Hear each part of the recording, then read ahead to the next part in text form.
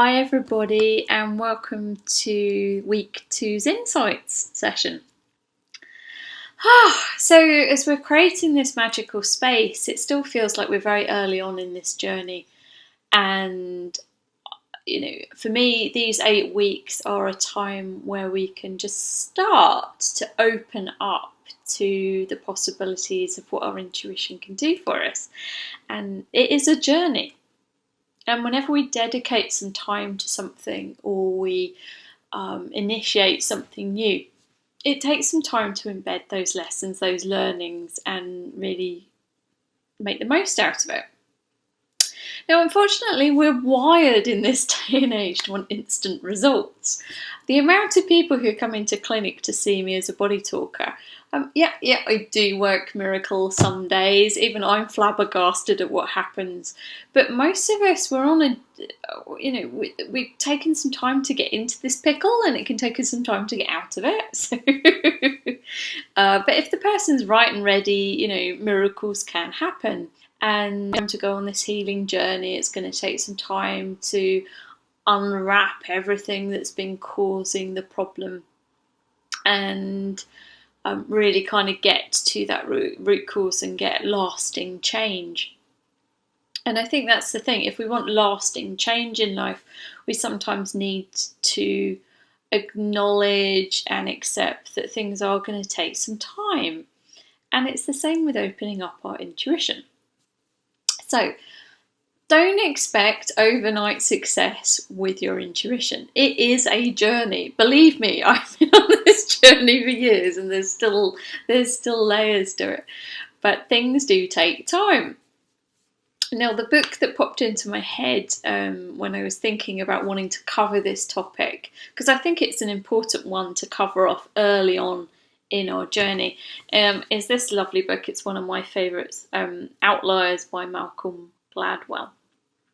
And this is it's the same guy that wrote The Tipping Point and Blink and things. So he's a fascinating man, and he certainly goes into depths of all kinds of different topics in this book again.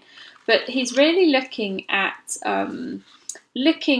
where people who seem to have had amazing overnight success, looking back at their history, he's like saying, well, it wasn't an overnight success. They put in a lot of work that we just don't hear about. And for him, he basically concluded, and please don't get scared by this number, that you need 10,000 hours of doing something. So it sounds an extreme amount of time, but it's actually not that long. Let's look. 10,000 hours divided by 24, it's actually only 416 days. So let's say we roughly we do something for 8 hours a day. It will take us 50, well, no, that doesn't make any sense. Anyway, you know what I mean. It's not as much as you think. My maths has left my head. So really what he discovered looking at a lot of successful people, and he was looking in the tech world and language learning, all kinds of different things, was that people needed to take, people seem to put in about 10,000 hours of practical practice time with anything before they became a success. So for us to really own something and be an expert at it, or really be excellent at something, we do need to put in a lot of hours to be good at it. So I look back on my journey, and the amount of body talk sessions or mindscape sessions or anything that I've done where I've been using my intuition for an hour, let's say, I facilitate thousands and thousands of sessions. So I've definitely done my 10,000 hours, and yet there's still room for me to grow on this exploration of the intuition and getting into that space of being 100% accurate all the time. So now I wanted to bring out one of these stories because I thought it was a bit of fun. that he talks about with the 10,000 hour rule, and he actually looks at the Beatles, which I'm not actually a big Beatles fan, but hey, I'm a big music fan, so it resonated in that way. And so he was kind of saying that if we scratch the surface of anyone who's a great achiever, we always find that they've had some kind of opportunity to practice. So looking at the Beatles, he said that they came to the United States in February 1964, a so-called British invasion of an American music scene. But I think it was Lennon and McCartney had already been playing together since 1957, so 7 years prior to that date of landing in America. And what happened was they actually got invited to play in a strip club in Hamburg, in Germany. And apparently lots of Liverpool bands ended up going over there to the strip club because they quite enjoyed the bonuses, let's say. So it's just like they'd play about 8 hours at a time. And that gave them the opportunity to play together and gain a lot of confidence and experience playing together.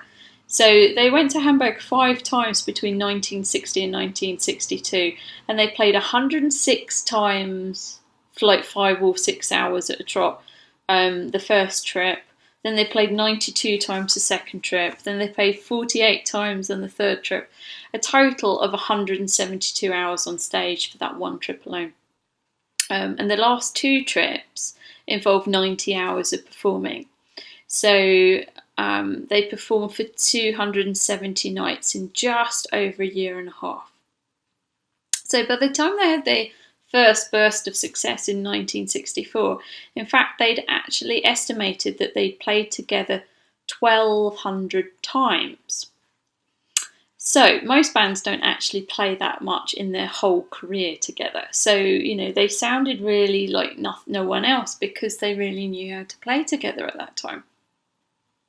So, stories like that really make us think, because it isn't something that, it's probably documented a lot of times, but maybe we've never taken it in. Even simple things like bands, the Beatles played more than any other band do in their lifetime before they got famous. And I think we sometimes negate how much time and effort it takes to do anything. So, sometimes we can really beat ourselves up that we haven't got the success we want yet in our business or in our lives, and really we need to give ourselves a pat on the back for trying and keeping going, because things aren't an overnight success, and we need to put the hours in. So what I'm trying to say to you is, don't get disheartened if you don't feel that you're really making a huge success of this yet. Hey, we maybe had 10 days of playing together with this, or 10 days of dedicating time to it. So it's going to take some time. So don't expect this to be an overnight success. It will take some effort. It will take some time. Now, the great thing with our intuition is we don't actually have to spend 10,000 hours in a strip club playing instruments. We can engage with it and get our hours very quickly. Maybe in a couple of years you could do your 10,000 hours, just giving it some space every day. So I think we've been talking a lot about structure and how to we need to give structure sometimes, and kind of like say, I am using my intuition now. I want to access it now. These are my anchors for doing that. So I'm making the space for it. But we can do that in everyday life. So in the beginning, sometimes it's easier to do that in a quiet space where we can sit with our eyes shut and just go inward to the heart space and ask questions from there, or seek the answers. And we can make a decision to use our intuition in any situation.